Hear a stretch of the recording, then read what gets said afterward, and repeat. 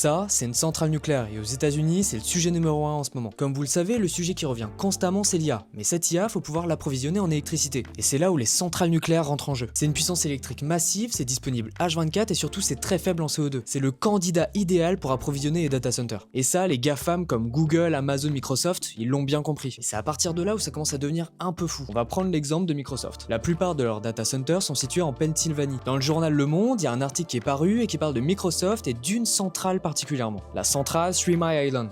Petit doute sur la prononciation. Si on revient un peu dans le passé, cette centrale a eu un grave accident en 1979. En fait, il y a eu un enchaînement de beaucoup de défaillances techniques, ce qui a provoqué une fusion partielle du cœur de ce réacteur. Il y a d'ailleurs eu un film qui est sur Netflix et qui parle de cette catastrophe. Elle est hors service depuis 2019 pour des raisons économiques, alors qu'elle fonctionnait encore correctement. Enfin bref, c'est pas le sujet. Son propriétaire actuel prévoit de la relancer d'ici 2028, parce que Microsoft va injecter 1,6 milliard de dollars dans cette centrale. Tu m'étonnes qu'elle se relance. Pour être plus précis, Microsoft a signé un contrat sur 20 ans qui récupère 100% de la production d'électricité, soit environ 835 MW continus, afin d'alimenter à 100% ces data centers. On pourrait se dire que Microsoft en fait rachète la centrale nucléaire, sauf qu'en fait c'est plus un contrat de fourniture. Amazon fait la même chose avec la centrale Susquehanna, ou encore Google avec la centrale Duane Arnold Energy Center. Des noms toujours plus compliqués. Enfin bref, grâce à l'IA, le nucléaire reprend un souffle aux États-Unis. Alors que Donald Trump est complètement contre depuis son premier mandat, mais il est quand même revenu sur ses pas. Et je vais parler d'une solution un peu underground dans le milieu du nucléaire. Les petits réacteurs nucléaires, SMR. En théorie, c'est des petites centrales nucléaires qui produiraient moins d'énergie, mais aurait un coût beaucoup plus bas. Le système serait pensé pour de la fabrication en série pour que ça soit réplicable super facilement. Le problème, c'est qu'actuellement, c'est pas viable. On n'a pas encore vu de vrais SMR fonctionnels en circulation. Et les prémices de cette techno sont compliquées. On a eu la compagnie NewScale aux États-Unis qui a commencé à faire les premiers pas. Le problème, après avoir fait quelques tests, c'est qu'en fait, ça coûte aussi cher que de créer une grosse centrale nucléaire. Que ça soit au niveau de la construction initiale ou encore de la maintenance. Sur du long terme, ça pourrait devenir une techno super intéressante. Donc oui, le nucléaire, c'est l'une des rares solutions crédibles à grande échelle pour pouvoir survenir aux besoins de l'IA.